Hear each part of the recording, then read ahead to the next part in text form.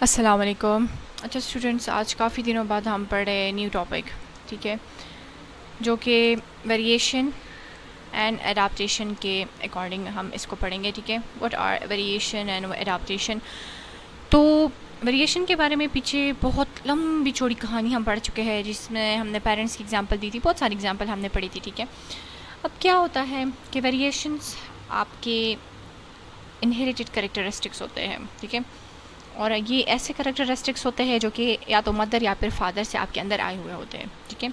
लेकिन एडाप्टेशन क्या होता है कि एक ऑर्गेनिज्म है, वो एक न्यू इन्वायरमेंट में चला गया, वहाँ पर उसको कुछ मुश्किलात पेश आ रही है, तो उसने क्या किया, ख़ुद को अडाप्ट किया। एडाप्टेशन की एग्जांपल हम ऐसे ले लेते हैं, जैसे कि अगर कोई पाकिस्तानी है और वो फॉरेन कंट्री चला जाए, ठीक है, वहाँ पर काफ़ी ठंड हो और वो पाकिस्तान के गर्म इलाके से वहाँ पर गया हुआ है, तो उसको पहले तो बहुत ज़्यादा मुश्किल होगी, फिर वो क्या करेगा, उस इन्वायरमेंट को अडाप्ट करना सीख जाएगा, और फिर ऐसा टाइम भी आएगा कि वो आके कहेगा कि यहाँ पर कितनी गर्मी है, कितनी गर्मी है, हालांकि वो भूल चुका होगा कि एक टाइम पे वो भी यहाँ पर रहता था, ठीक है। तो ये अडाप्टेशन हो जाती है, मतलब ख़ुद को इस काबिल बनाना कि किसी इन्वायरमेंट में अगर चेंजेस आते हैं तो उसके लिए अपने बिहेवियर में या फिर फिज़िकल कैरेक्टरिस्टिक्स में चेंजेस ले आना, ठीक है। तो फिर क्या हो जाती है, फिर एडाप्टेशन हो जाती है। इसके लिए पेरेंट्स टू ऑफस्प्रिंग किसी भी इनहेरिटेड कैरेक्टरिस्टिक की ट्रांसफ़र की ज़रूरत नहीं होती। अब अगर आपकी बुक में बात करें तो वो क्या कहते हैं कि एडाप्टेशंस आर फिजिकल और behavioural characteristics that make an organism better suited to the environment it lives इन।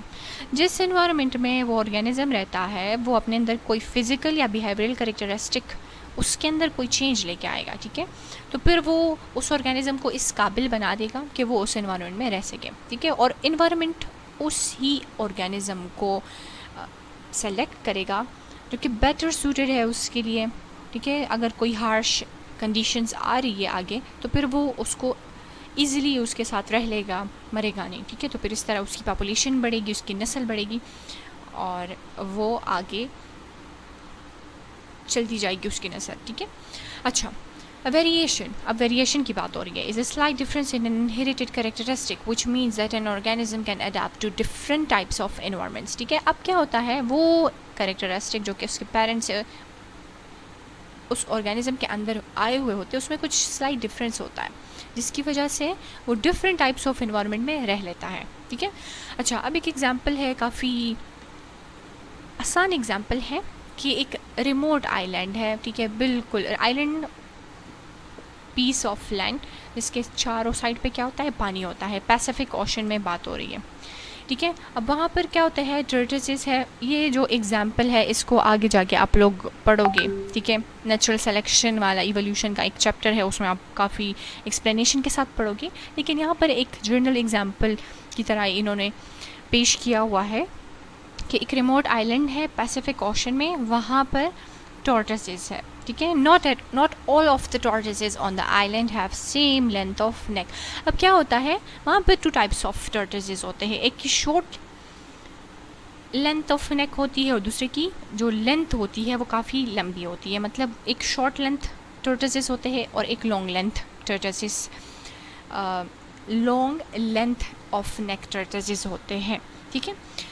अच्छा, अब टर्टल्स ने क्या किया कि कम्पीट करना स्टार्ट किया फूड के लिए, और ग्राउंड पर जो वेजिटेशन के फॉर्म में उनकी फूड थी वो डिसअपेयर हो गई, ठीक है, क्योंकि इतने सारे टर्टल्स है, वो फीडिंग करते हैं, खाते भी है ना, अगर रह रहे ज़िंदा रह रहे तो खाते भी है। तो ज़मीन के ऊपर जिस पर दोनों, जिसकी लंबी गर्दन थी वो भी, जिसकी छोटी गर्दन थी वो, दोनों क्या कर रहे थे, वो फीडिंग कर रहे थे।